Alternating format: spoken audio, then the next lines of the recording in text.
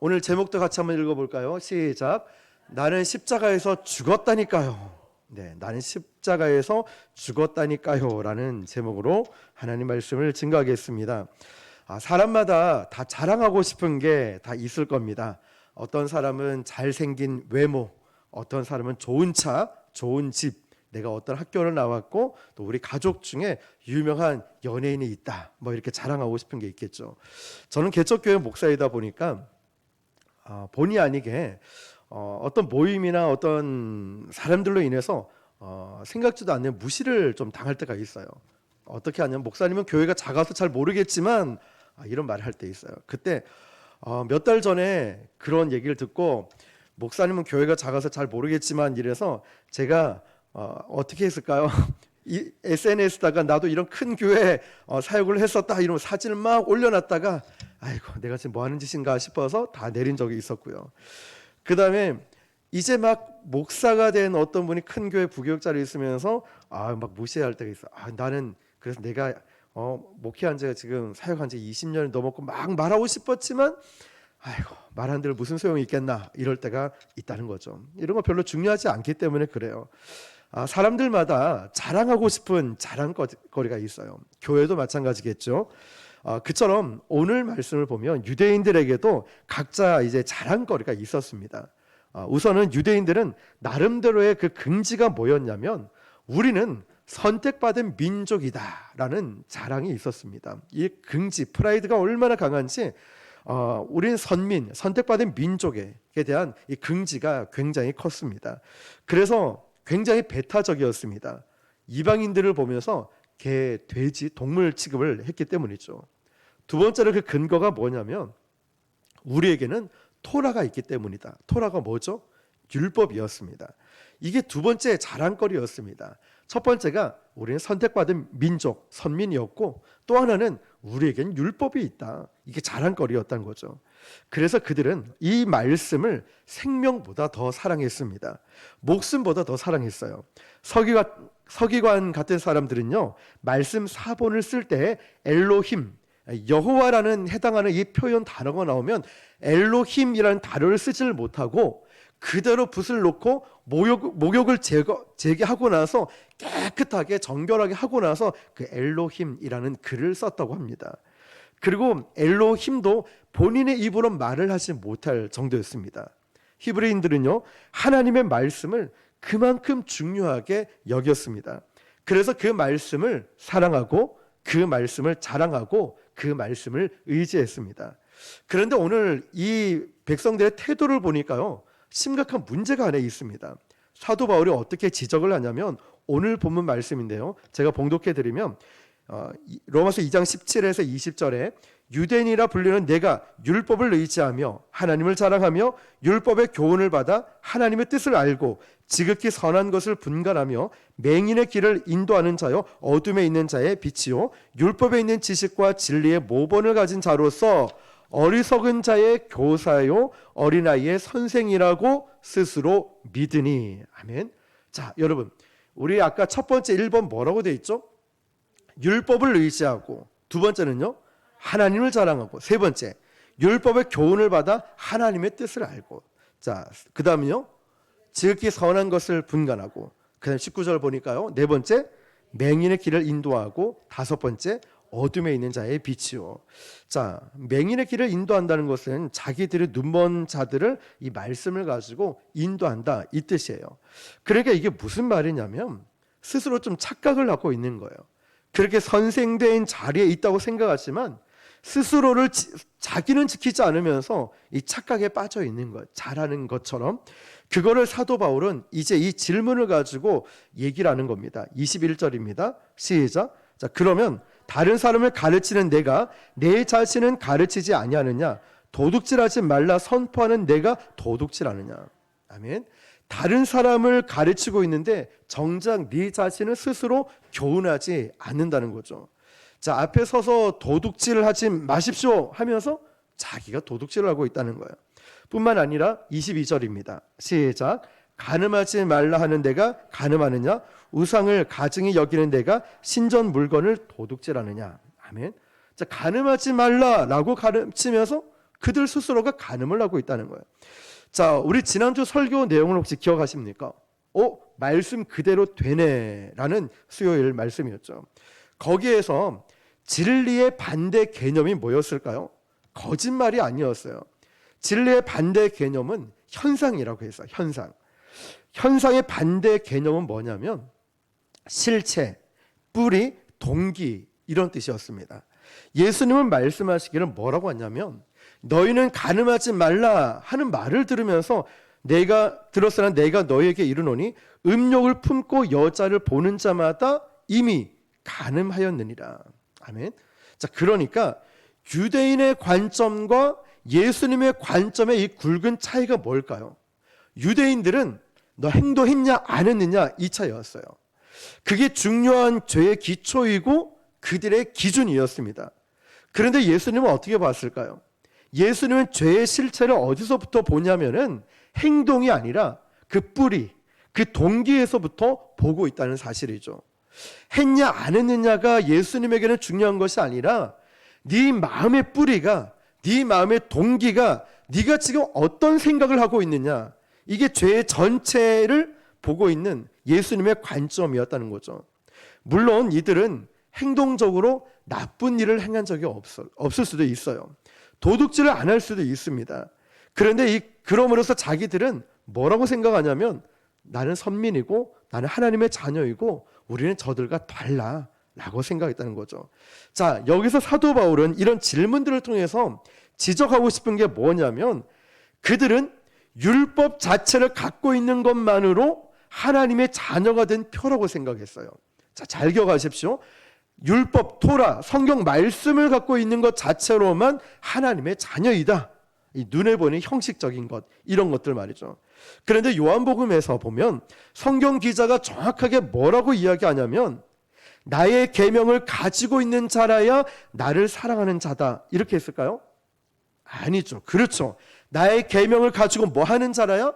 지키는 자라야 나를 사랑하는 자라고 했어요. 이 차이인 거예요. 유대인들과 오늘 사도 바울이 지적하고 있는 이 깊은 차이가 이겁니다. 가지고 있는 게 중요한 게 아니라 지키고 있는 자. 말씀에 대한 허기가 많고 요즘 세대 보면 말씀 공부가 막 유행이 돼서 어떤 공부 참 많이 있어요. 그런데 그렇게 성경을 많이 배우는데 지금 이 시대만큼 기독교가 욕을 많이 듣는 시대는 없었던 것 같아요. 교회 다닌다 말하기도 힘들 정도로. 아니, 말씀을 그렇게 많이 배우고 외국에 있는 그 말씀 공부 또 새로 또 만들어서 여러 가지 성경 공부하는 시간들은 많은데 왜 이렇게 교회에서 이렇게 욕을 듣고 있을까? 왜 그럴까요? 그 이야기를 사도 바울은 이렇게 지적합니다. 24절요. 시작. 기록된 바와 같이 하나님의 이름이 너희 때문에 이방인 중에서 모독을 받는도다. 아멘. 하나님의 이름이 이방인 때문에 너희 중에 욕을 먹는다가 아니라 너희 때문에 이방인 중에서 하나님의 이름이 모독을 받는다고 했어요. 너희 때문에, 이방인이 아니라. 얼마나 심각합니까? 그런데 바로 이 현상이 오늘날 교회에서도 똑같이 드러나고 있다는 사실이죠. 마가복음에 보면 중요한 사건 하나가 등장을 하는데요. 중풍병자가 침대에 누워 있다가 이를 고치기 위해서 친구 4명이 예수님이 말씀을 가르칠 때 이 중풍병자를 데리고 집으로 갔습니다. 들어갈 수 있었습니까? 못 들어갔습니까? 못 들어갔어요. 문 입구에서 말씀을 배우겠다라고 말하는 청중들이 꽉 몰려 있는 거예요. 그런데 이 전체 그림을 잘 보면 지금 정작 고침 받아야 될 이 환자는 예수님께로 가지 못하고 있다는 거죠. 그들이 문을 틀어막고 있으니까. 그들이 누굴까요? 다 예수님의 말씀을 듣고 배우겠다고 찾아온 사람이에요. 그런데 그들 때문에 이 문 입구가 막혀서 이 환자가 정작 고침받고 회복되어야 될 자가 못 들어가고 있는 거예요. 자, 정확하게 일치하는 이 그림이라는 거죠. 하나님의 이름이 너희 때문에 이방인 중에서 욕을 먹고 있다는 거예요. 하나님의 이름이 이 목사 때문에, 우리 때문에, 예수 믿는다고 말하는 너희들 때문에 욕을 먹고 있다는 거죠. 어쩌면 이게 한국 교회의 현실이고 아픔입니다. 그래서 이 이야기를 사도 바울은 세 번째로 긍지와 자랑으로 여기고 있는 할례 문제로 갑니다. 첫 번째 자랑이 뭐였을까요? 첫 번째 자랑은 선택받은 민족이라는 것, 선민이라는 의식 때문에 이방인들을 개, 돼지처럼 동물 취급을 했다는 거고, 두 번째는 그들은 자랑이 뭐였죠? 그렇죠. 율법, 토라를 갖고 있었다는 자긍심, 자부심을 갖고 있었고, 그게 자랑이었어요. 세 번째 자랑이 뭐냐면 바로 할례 문제였어요. 25절입니다. 시작. 내가 율법을 행하면 할례가 유익하나 만일 율법을 범하면 내 할례는 무할례가 되느니라. 아멘. 자, 여기서 율법과 할례가 중요한 연관성을 가지고 있다라고 살짝 언급을 하고 있는데요. 어떤 연관성을 갖고 있냐면 지금부터 할례 문제에 대해서 왜 할례와 이 율법과 연관성을 가지고 있는지를 우리 구약의 배경에 조금 살펴보도록 하겠습니다. 원래 이 할례는 누구 때부터 시행이 되었을까요? 그렇죠. 아브라함이었어요. 아브라함이 하나님의 명령과 인도 따라 갈대 우르에서 어디로 들어가게 됩니까? 가나안 땅으로 들어가게 되죠. 그리고 하나님은 아브라함을 세워놓고 이렇게 약속을 합니다. 내가 너로 큰 민족을 이루고 너로 모든 민족이 복을 받게 하겠다. 그런데 그 복은 내 몸에서 날 후손을 통해서 이루어질 것이다. 약속을 합니다. 자, 그 약속을 하고 나서 도장을 꽝꽝꽝 찍죠. 어떤 식으로 찍냐면 하나의 표식이 있습니다. 창세기 이 말씀을 보면은 아브라함이 이제 15장쯤 보면요, 그 언약 이후에 잠이 잠깐 들었고 환상을 보게 됩니다. 3년 된 암소, 3년 된 암염소와 그리고 3년 된 수장, 그리고 산비둘기, 집비둘기 새끼를 가져오라 합니다. 그리고 나서 그 중간을 쪼개는 거예요. 그 쪼갠 고기 사이로 횃불이 이렇게 지나가는 겁니다. 이것은 완전한 죽음과 완전한 분리를 의미하는 거예요. 이게 또한 무슨 그림이냐면 우리식으로 얘기하면 하나님이 그 계약서에 도장을 꽝 찍은 거예요. 도장을 찍지 않으면 그거는 계약서는 무효이죠. 그 계약의 의미는 이렇습니다. 자, 이 계약은 내가 일방적으로 너와 한 계약이지만 계약의 당사자는 나하고 너다. 하나님하고 너다. 아브라함에게 말씀하시는 거예요. 그러니까 너하고 나하고 지금 이 계약을 한 건데 네가 깨든지 내가 깨든지 어기든지 둘 중 하나는 죽는 거다라고 사인을 한 거죠. 자, 쪼갠 고기 사이로 횃불이 지나감으로써 이제 완전한 끊어짐을 설명하고 있는 거예요. 그러니까 죽음을 의미하고 있는 거죠. 그리고 나서 10년의 세월이 흘렀습니다. 근데 아브라함의 마음속에는 분명히 하나님의 그 언약을 통하여서 많은 민족을 이룬다. 분명히 그 약속에 있는데 10년 동안 아무런 일이 일어나지 않는 거예요. 이 아이가 도대체 언제 태어날까? 전혀 소식이 없는 거죠. 아브라함과 사라의 얼굴은 점점점 어두워지고 그늘이 들어오져 갑니다. 결국 10년이 되는 어느 날 아브라함의 아내가 이름이 뭐죠? 사라가 넌지시 아브라함에게 입을 엽니다. 자, 쉽게 표현을 하는 겁니다.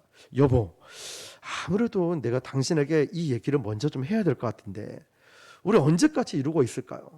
언제까지 이러고 있을까요? 아브라함은 이 말의 의미가 뭔지를 알았겠죠. 그러면 어떻게 하겠소? 아무리 노력을 해도 생기지 않는 그 아기, 난들 어떻게 하겠소? 라고 말하는 거예요. 그러니까 사라가 이렇게 얘기합니다. 여보, 이러지 말고 이러다가 우리 집안 대가 완전히 끊어질 수 있는데 사실 그건 문제가 되지 않아요.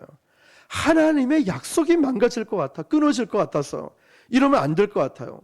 그래서 우리가 하나님의 언약을 도와주는 의미에서 내가 모른 척하고 눈을 질끈 감아줄 테니까 우리 몸종 있죠? 이름 뭘까요? 하갈에게 들어가서 일단은 대를 이을 자손 하나만 좀 만들어 봅시다. 사라가 아내가 얘기하니까 아브라함은 못 이기는 척 하면서 그래 뭐 할 수 없지 하면서 이 하갈과 함께 이제 동침을 하게 되는 거예요. 어쨌든 그런 애를 쓰고 노력을 해서 그 집에 자녀가 생산되게 됩니다. 그 아들의 이름이 뭘까요? 그렇지, 이스마엘이 생겼어요. 잘 기억하세요. 이스마엘이 어떻게 생겼냐?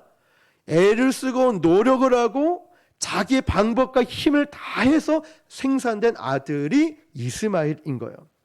그런데 그때부터 이 가정에 이상한 기운이 스며들기 시작합니다.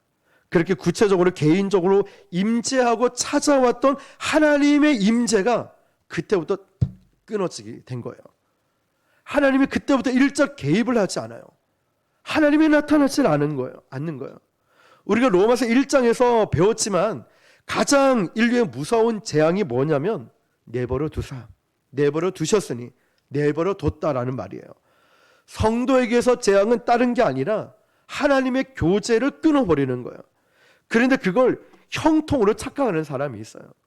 나 이거 뭘 죄를 지어도, 내가 뭐 11조를 안 해도, 내가 뭐 하나님께 뭘 안 해도 어쨌든 별 문제 없네 라고 착각을 해요. 이게 형통이라고 축복이라고 착각을 하는 거죠. 아니에요. 재앙입니다. 재앙. 하나님이 딱 끊어버리는 거예요. 그런 사람 있죠. 예배를 드려도 기도를 해도 찬양을 해도 마음이 늘 곤고하고 답답하고 하나님과 거리가 그렇게 가까웠는데 언제부터 멀어진 느낌이 드는 거예요. 뭘 해도 마찬가지로 마음이 곤고해지는, 임재가 느껴지질 않는 거 말이죠. 자, 이처럼 하나님은 아브라함에게 찾아오지도 않고 임재하지 않는 거예요. 잔소리도 개입도 이 모든 것을 그냥 그때부터 하나님이 끊어버리셨어요. 몇 년 동안 끊었을까요? 무려 13년 동안. 13년 동안 하나님이 이걸 딱 끊어버리고, 이걸 하나님의 침묵이라고 합니다. 자, 이 시간은 아브라함에게 지독한 형벌의 시간이었어요. 얼마나 고통스러웠을까요? 아마 여러분 영적으로 곤고함을 겪어본 분은 아실 거예요. 아무리 좋은 교회 훌륭한 목사님을 찾아가도 채워지지 않는 이 영적인 곤고함이 있을 거예요. 이때 깨달아진 거예요. 영적으로 하나님과의 단절된 느낌이 있을 때 내가 미쳤지. 내가 지금 무엇을 한 거야. 내가 그만 저 안에 사라의 말을 들어가지고 넘어가 버렸네. 누가 생각날까요? 아담과 하와 때도 생각이 나죠. 하와가 그냥 하나 먹으면 된다고 사과. 자, 어쨌든 동산에 있는 걸 먹음을 통하여서 죄를 짓게 됐던 이런 것처럼 이 아내의 말이 넘어가서 정신 나갔네. 그런데 그때도 하나님은 아무 반응이 없으셔요. 그렇게 몇 년이 흘렀냐? 13년이 흐른 거예요. 99세가 되던 그때 100세가 되기 1년 전 어느 날에 하나님이 갑자기 13년 만에 침묵을 딱 깨고 99세 때 아브라함에게 나타나셨어요. 아브라함에게 나타나서 첫 마디가 뭐였을까요? 나는 전능한 하나님이라. 여러분, 그 이야기를 13년 만에 나타나서 아브라함에게 왜 얘기했을까요? 하나님의 존재를 잊어버렸기 때문에 얘기했을까요? 아브라함아, 내가 이제 까먹을까 봐 얘기하는데 내가 하나님이라는 분인데 설명하려고 얘기했을까요? 아니에요. 자기를 소개하는 게 아닙니다. 여러분, 나는 전능한 하나님이다 라고 말씀하시는 거는 13년 만에 그 침묵을 깬 발언 속에는 그 준엄한, 그리고 책망과 꾸지람이 거기에 담겨져 있는 거예요. 무슨 말이냐면요, 아브라함아, 나는 전능한 하나님이야. 너는 왜 내 신실함을 믿지 못하고 기다리지 못하고 그렇게 죄를 범했니? 나는 전능한 하나님이야. 왜 그거를 믿지 못하니? 하나님이 말씀하시는 거예요. 그런데 여러분, 이 꾸지람을 통하여서 아브라함에게 회복이 시작되는 거예요. 우리는 그걸 두려워합니다. 꾸지람, 징계, 이걸 두려워한 나머지 하나님이 날 징계 안 했으면 좋겠다. 근데 여러분, 우리도 잘할 때 보면은, 예를 들어서 제가 어렸을 때 어머니에게, 아버지에게 어떤 질문을 했는데 제일 무서운 게 뭐냐면, 엄마 대답을 안 하셔요. 아빠 대답을 안 하셔요. 제가 어떤 잘못을 했겠죠? 말씀을 안 하셔요. 그러다가 이제 나중에 시간이 좀 흘러서 어머니 아버지가 화가 좀 풀렸을 때 너 일로 와봐 이러면서 어느 작은 방으로 데려가는 거야. 너 그때 왜 이렇게 잘못했고 너 이렇게 말을 안 듣고 막 야단을 치는 거야. 그때 야단을 치면서 관계가 풀어지고 회복이 되는 거야. 야단 맞을 때가 진짜 행복이라는 거죠. 왜냐? 우리도 자녀들에게 갈 때 너 일로 와봐. 의도가 뭘까요? 혼내는 게 목적이 아니죠. 관계를 회복하자는 거야. 네가 뭘 잘못했는지를 깨닫고 그 다음에 너하고 나하고 다시 이제 회복하자. 이게 진짜 행복이라는 거예요. 우리가 하나님께 징계를 받고 때로는 책망을 받고 때로는 어려운 고난을 받을 때도 있죠. 그런데 그게 행복인 거예요. 너 아픔을 통해서 십자가로 가까이, 주님께로 가까이 우리를 인도해 주니까요. 아브라함은 하나님이 아브라함에게 13년 만에 침묵을 깨고 나타나서 하신 말씀이 나는 전능한 하나님이야. 나는 완전한 하나님이야. 아브라함에게 다시 한 번 더 알려주시는 거예요. 그러고 나서 처음 내리신 명령이 뭐냐면 너와 내 집에 유하는 모든 남정네들은 가서 할례를 받아라. 할례를 받아라. 할례가 뭘까요? 물론 육체적으로 거하는 것도 있지만 중요한 것은 신약에 보면 마음의 할례라고 했잖아요. 중요한 것은 뭐냐면은 이 할례의 의미는 이제 너와 나와 교제가 회복됐다. 언약이 회복됐다. 하나님과의 나와의 관계가 회복됐다는 거예요. 왜냐하면 여호수아서를 민수기부터 읽어보면은 바란 광야 가데스 바네아에서 40년 동안 광야 생활할 때 그때 끊어진 게 할례가 끊어졌거든요. 그러고 나서 나중에 여호수아 시대 때 요단강을 건너자마자 길갈에서 스톱! 여리고성을 점령하기 전에 할례를 명하셨거든요.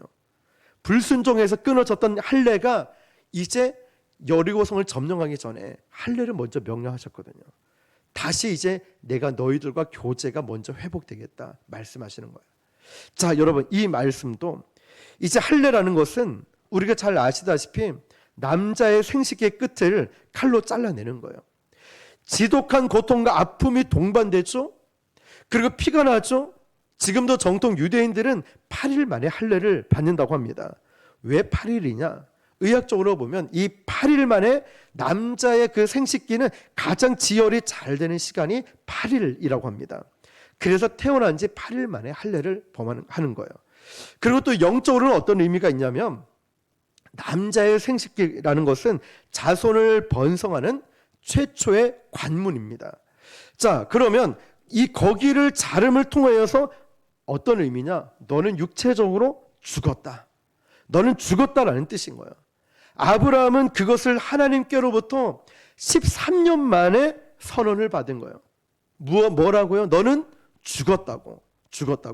그리고 죽은 몸 같은 아브라함에게서 또 이미 폐경이 돼버린 사라에게서 그 99세 다음에 1년 뒤인 100세 때 하나님이 아들을 주셨죠.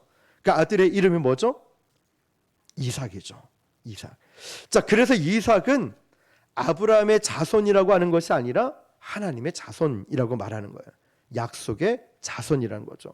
이 뜻이 뭘까요? 하나님이 주셨다는 거예요. 하나님이. 그러면 자, 이 그림을 잘 보십시오. 할례라는 것은 너는 죽었다라는 뜻이에요. 아까 계약을 냈었죠. 아브라함과 하나님과 계약을 냈었어요. 너가 죽든지 너든지 나든지 이 계약을 깨는 사람은 둘 중 하나는 죽는다. 그럼 누군가는 죽어야 돼요. 누가 죽느냐? 아브라함이 죽는 거죠. 그래서 아브라함이 죽어야 되는데 그 죽었다는 선언을 바로 생식이 끝에다가 할례라는 표식을 통해서 주시는 거예요. 그러니까 이게 뭐냐면 아브라함이 죽어야 되는데 이제 누가 대신 죽냐면 아브라함 그 이삭의 후손으로 오신 예수 그리스도가 오셔서 십자가에서 죽으심을 통해서 할례의 완성이 되는 것입니다. 그래서 골로새서 2장 11절을 볼게요. 시작. 또 그 안에서 너희가 손으로 하지 아니한 할례를 받았으니 곧 육의 몸을 벗는 것이요 그리스도의 할례니라. 아멘. 자, 여기 뭐라고 했죠? 노란 글씨예요. 육의 몸을 벗는 것이다. 자, 벗는 것이요. 이 말은 육체적으로 죽었다는 걸 말하는 거예요. 누가요? 예수 그리스도가 십자가에서 할례를 완성하시는 거예요. 거기에 원래 누가 죽어야 되냐? 아브라함이 죽어야 되고 저와 여러분이 죽어야 될 자리입니다. 그런데 이삭의 자손으로 오시는 예수 그리스도가 오셔서 십자가에서 할례를 완성시키시는 거예요. 죽는 거죠. 그래서 예수 그리스도는 육체적으로 후손을 남기지 않고 죽습니다. 그리고 부활의 첫 열매가 되셔서 진정한 육체로 할례파가 아니라 무할례파 그 후손들이 믿음 안에서 태어나게 됩니다. 자, 할례의 완성이죠. 자, 십자가의 사건은 이 영적인 의미를 살피지 못하고 간파하지 못한 이 히브리인들에게 그 흔적만 있으면 하나님의 자녀라는 엉뚱한 오해를 갖게 되는 거예요. 자, 그러면 오늘날에 그 유대인들 같은 사람이 없을까요? 더 많죠. 자, 우리식으로 표현하면 이래요. 내가 교회를 다닌 지 얼마나 됐는데 내가 직분이 어떤데, 내가 어떤 일을 하는데 자꾸만 이런 형식적인 걸로 통하여서 드러내는 걸 통하여서 나를 자꾸만 자랑하고 드러내고 이것이 믿음 좋은 것 마냥 이런 흔적을 자꾸만 보여주려고 합니다. 자, 이게 유대인들이 자기들의 몸에 어떤 흔적을 붙이고 나서 나는 하나님의 자녀야 라고 말했던 거예요. 일반 종교인들이 보편적인로 말하는 소리죠. 그래서 우리가 예레미야 선지자가 이미 이야기를 어떻게 예언했는지를 보면 예레미야 4장 4절 시작. 유다인과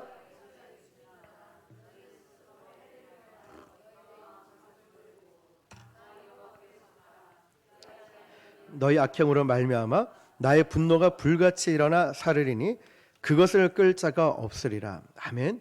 자, 노란 글씨요. 시작. 너희는 스스로 할례를 행하여 마음의 가죽을 베고, 너희 육체의 가죽을 베고입니까? 마음입니까? 마음이라는 거야. 마음의 가죽을 베고, 마음의 가죽을 벤다는 이 말은 우리가 이미 십자가에서 죽었다라는 뜻이에요. 이미 죽었다는 뜻이에요. 그리스도가 예수님의 할례로 완성을 하면서 자신을 죽이실 때 우리도 육이 정과 함께 십자가에 못 박혀 죽었다는 뜻이죠. 죽은 이상 우리는 더 이상 이제 누가 다시 살아나야 되는 이 과정이 되는가 하면 예수님이 다시 살아나는 이 과정이 드러나야 된다는 거예요. 그래서 우리는 이런 고백을 하죠. 이제 내가 사는 것이 아니요 내 안에 누가 사는 것이라고요? 그렇죠. 그러니까 우리는 계속해서 내 자신, 예수님이 살려고 하면은 내 자신을 계속 온데간데 없이 죽어야 되는 거예요. 예수님이 사시려고 하면 내가 어떻게 돼야 된다고요? 죽어야 된다는 거예요. 나는 온데간데 없이 매일 진멸되고 매일 죽어야 돼요. 그러니까 오늘 제목처럼 우리는 죽었다니까요. 어디서요? 십자가에서. 예수님이 십자가에서 죽으실 때 우리는 거기서 죽었다는 뜻이에요. 그래서 이제 내 안에 누가 살아야 될까요? 그렇죠. 예수님이 사시는 거예요. 바로 영적 할례자들의 새로운 삶이라는 거예요. 몸에 흔적을 붙이고 하나님의 자녀라고 말하는 게 아니에요. 내가 성경 공부를 몇 개를 수료하고 내가 공부를 얼마나 열심히 하고 어떤 학교를 나오고 내가 직분이 어떻고 교회를 얼마나 오래 다니고 자꾸만 흔적을 자랑하는 사람이 있죠. 자꾸만 어떤 형식적인 거를 자랑하려고 하는 사람이 있죠. 이걸 가지고 하나님의 자녀라고 말해요. 내가 어떤 교회를 다니는데 내가 얼마나 교회를 오래 다녔고 뭐 이런 것들 있잖아요. 이런 걸 가지고 자꾸 하나님의 자녀라고 말하는 것. 한국 교회가 이런 시간들 속에서 만들어진 흔적들이 있어요. 어떤 과업 속에서 만들어진 흔적들이 있어요. 엄밀히 우리가 깊이 묵상해보고 생각해보면 이런 것들을 내려놔야 돼요. 우리 교회도 그런 흔적들을 만들어가고 있다면 내려놔야 된다는 거죠. 다 내려놓고 있어야 누가 살아요? 내 안에? 내가 사는 게 아니라 누가 살아요? 그렇죠. 그러니까 우리 그런 예수님의 흔적 외에 자꾸만 드러내고 싶고 자랑하고 싶고 인정받고 싶고 이런 거는 내려놔야 된다는 거예요. 예수님이 다시 살아나려면 나는 이미 십자가에서 제물이 되어서 모든 모습을 잃어버려서 이제는 내 모습이 드러나면 안 된다는 거예요. 그래서 신앙생활을 길게 놓고 평가를 해보면 한마디로 정의할 수 있어요. 따라해 볼까요? 자기 힘을 빼는 것이다. 예, 신앙생활은 이거예요. 결국 앞에서 쭉 할례부터 자랑하고 싶은 거 이것저것 다 이야기를 나눴죠. 근데 결국 한 가지로 모아지는 결론이 이거예요. 십자가에서 우리는 죽었다는 걸 기억하는 것이고 그러기 위해서는 내 힘을 빼야 된다는 거예요. 내 힘을. 할례라는 사건을 통해서 이스마엘을 보십시오.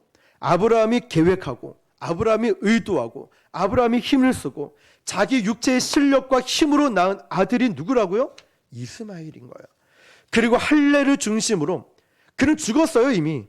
죽은 몸 같은 데서 태어난 아들이 누구죠? 이삭인 거예요. 그래서 아브라함이 난 자식이 아니라 하나님이 주신 자식인 거예요. 바로 이 차이입니다. 이스마엘과 이삭의 차이, 육의 사람과 하나님의 사람의 차이. 우리가 앞으로 살아가야 될 차이는 바로 이거예요. 여러분은 어느 영역에 서 있습니까? 하나님이 주시는 것으로 하나님이 주신 힘으로 내가 살고 있습니까? 아니면 내가 만들어가는 것으로 살아가고 있습니까? 이게 정말 중요한 우리 인생의 싸움이 되어야 됩니다. 이스마엘처럼 내가 뭔가 노력해서 어떤 결과, 그거를 자랑하고 드러내고 인정받고 이런 모습입니까? 아니면 하나님이 주신 그 힘으로, 그 능력으로 우리가 살아가고 있습니까? 이게 결국 저도 우리도 평생을 싸워야 될 싸움인 거예요. 믿음이 좋은 사람도 그렇지 않은 사람도 바로 이 싸움이죠. 하나님이냐 세상이냐, 이 싸움이 계속돼요. 그때마다 우리가 기억해야 될 게 뭐냐면, 나는 죽었다니까. 나는 죽었어. 나는 이미 진멸되고 나는 끝났고 나는 이미 십자가에서 다 끝났고 죽었다고. 이걸 계속해서 인정을 하는 거예요. 그래서 내 인생 속에서 누가 우리 안호성 목사님처럼 시퍼렇게 살아가는 하나님이 내 모습 속을 볼 때, 나를 볼 때마다 드러내고 인정받고 살아나는 분이 누구냐? 예수 그리스도. 내가 살아있으면 예수님이 드러나지 않아요. 이 목사를 볼 때 예수님을 봐야 되는데, 이 목사의 업적, 이 목사의 스펙, 이 목사가 하는 게 드러나면 저도 보니까 잘못하고 있는 게 너무 많은 거예요. 자꾸만 우리 자신도 돌아봐야 돼요. 내가 죽지 않으면 하나님, 예수님이 살아날 수 없다는 거예요. 그래서 내 삶은 계속해서 내가 살아있나 내가 죽어있나, 내가 살아있나 내가 죽어있나, 이 피 비린내가 내 삶 속에 죽음의 그 피 비린내가 내가 나고 있는지 계속 확인을 해봐야 돼요. 이 과정이 얼마나 어렵겠습니까? 쉽지가 않은 것 같아요. 그래서 우리는 힘을 빼야 돼요. 내 힘이 들어가서는 안 돼요. 어떤 일과 역사 속에서도 보면, 이 누가복음에 보면요, 우리는 마땅히 해야 할 일을 했을 뿐입니다. 그러고 나서 오직 주님께만 영광을 올려드리는 거예요. 우리는 온데간데 없어져야 돼요. 왜냐? 우리 죽었다니까요. 이지훈이라는 사람도 죽었고 여러분들 십자가에서 죽었다니까요. 자꾸 이걸 잊어버려서 내가 했는데, 자꾸만 내가 인정받고 내가 드러나고 싶을 때가 저부터가 있으니까요. 다부터가. 그런데 오늘 말씀을 통해서 저도 다시 한번 결단합니다. 이지훈이라는 사람은 없어지고 예수님만 드러나도록, 여러분의 이름도 여러분의 존재도 여러분의 어떤 크고 위대한 일을 해도 오직 주님만 드러날 수 있도록, 하나님께만 영광 올려드릴 수 있도록, 누구의 공로도 드러나서는 안 됩니다. 누구의 공로도. 저도 명심하고 우리도 함께 명심합시다. 그래서 오늘 맞아 29절 한번 읽어볼까요? 자, 시작. 오직 이면적 유대인이 유대인이며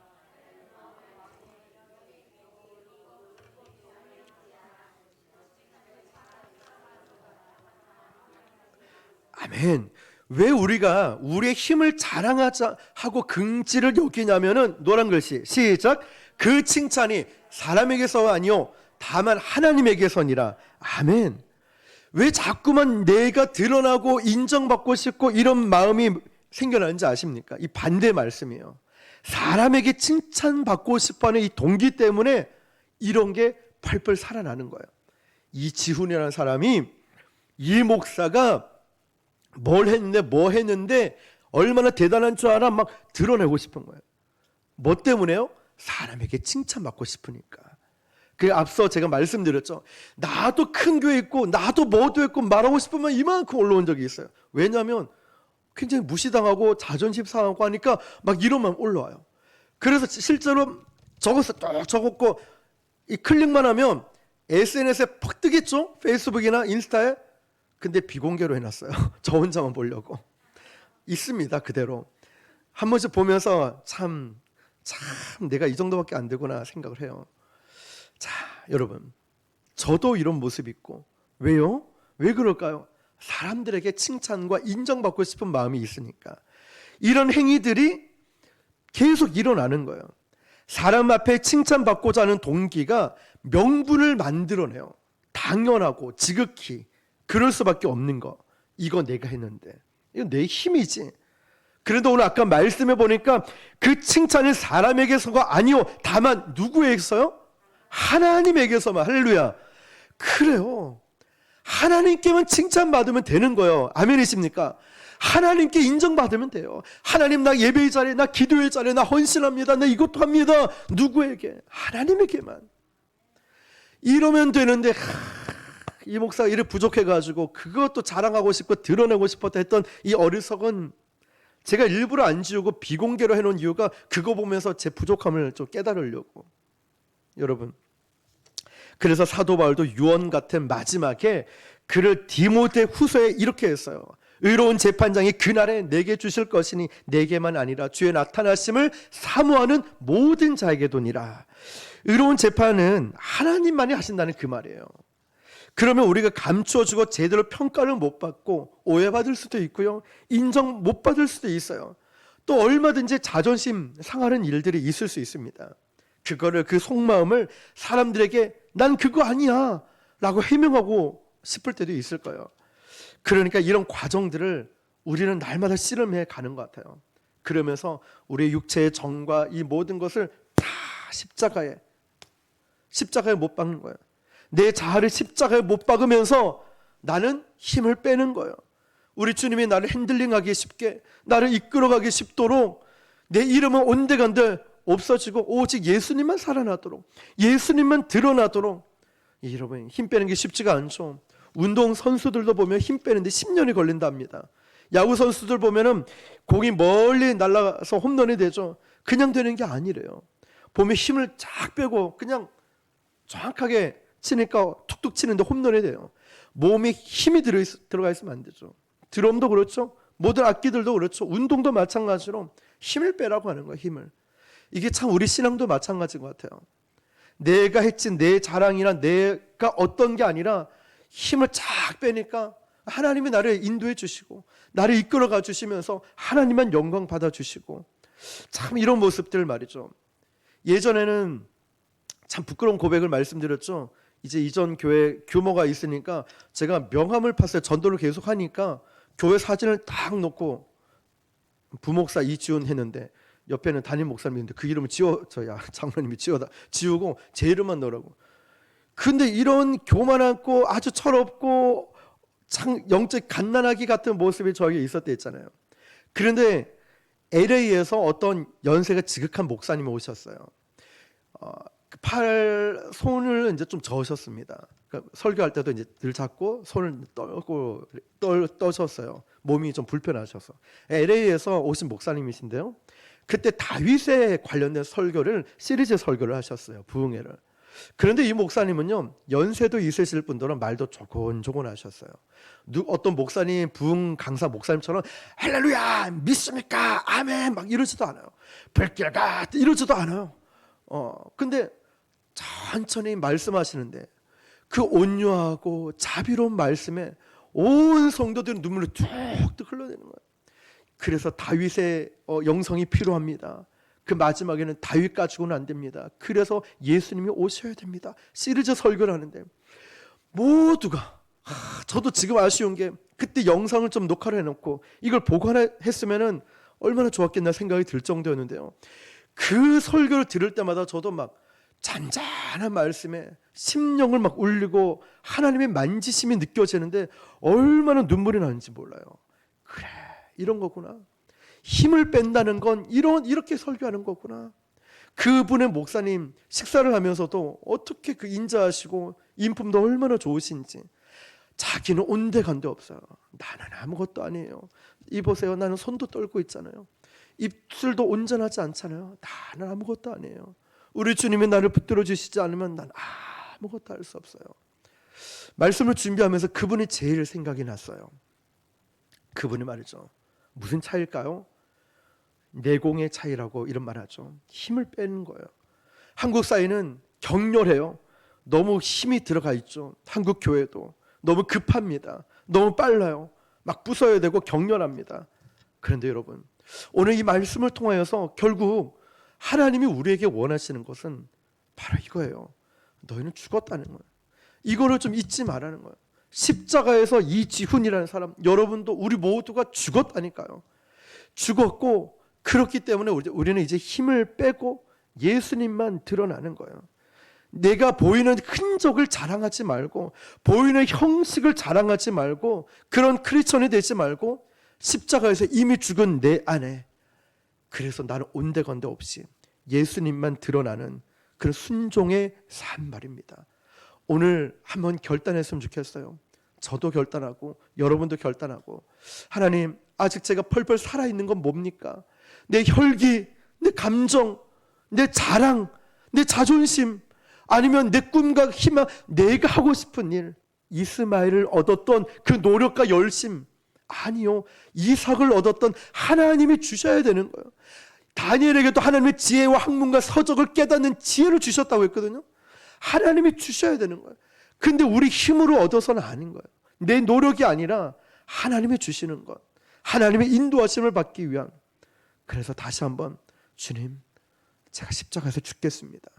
아직도 펄펄 살아 움직이고 있는 것, 오늘 이 시간에 다 깨뜨려 주십시오.